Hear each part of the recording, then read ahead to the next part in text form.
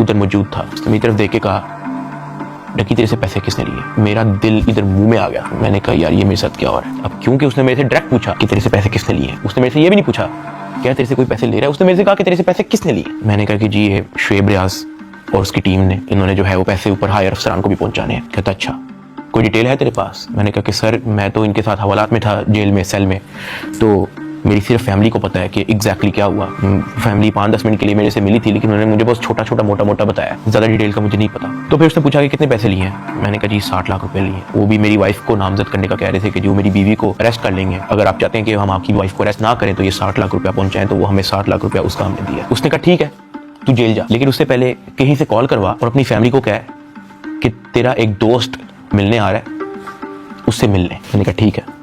मैंने कहीं से मोबाइल अरेंज किया, मैंने फटाफट मामा को कॉल की, मुझे सिर्फ मामा का नंबर याद था। मैंने को कहा कि मेरा एक दोस्त आएगा, उससे मिल ले। बिग ब्रदर वहां से चला गया। 5-10 मिनट के बाद मुझे भी पुलिस के डाले में बिठाया और मुझे जेल ले गए। डक्की भाई को जो है तकरीबन 22 रोज़ा जिस्मानी रिमांड के बाद जब अदालत में पेश किया गया तो अदालत ने गुज़श्ता रोज जो है डक्की भाई को जुडिशल रिमांड पर जो है वो जेल भेज दिया। देख सकते हैं कि डक्की भाई को जो है वो जेल मुंतकिल किया जा रहा है। 9 सितंबर 2025 को मुझे जेल भेज दिया जाता है। मैंने अपनी ज़िंदगी में वहम गुमान में भी नहीं सोचा होना कि मेरी ज़िंदगी में ये दिन भी आएगा। जब मैं जेल जाता हूँ सबसे पहले तो मेरी चेकिंग होती है, बालों के अंदर, अंडर आर्म्स, आपकी नाक के अंदर भी देखते हैं वो, आपके कान के अंदर, आपके मुंह के अंदर, आपके लिप्स ऊपर करके आपकी ज़ुबान निकाल के। चेकिंग होने के बाद मुझे लेके जाया जाता है मेरे सेल की तरफ, जिसको जेल की ज़ुबान में चक्की कहते हैं। जेल के सेल का साइज़ आप ऐसा समझो कि कुछ 6 से 7 टाइलें हैं ना, उतना साइज़ होगा उसका, या फिर एक किंग साइज मैट्रेस अगर एक अंदर पड़ा हो तो वहाँ पे और मजीद जगह नहीं है। ये जेल के सेल का साइज होता है। कॉर्नर पे जो है वॉशरूम लगा होता है जो कवर्ड नहीं होता, उसके आगे एक छोटी सी दीवार लगी होती है, यानी कि अगर आप खड़े हुए हो तो बाहर से देखने वाला बंदा आपको नंगा देखेगा, लेकिन अगर आप वॉशरूम करने के लिए बैठे हो तो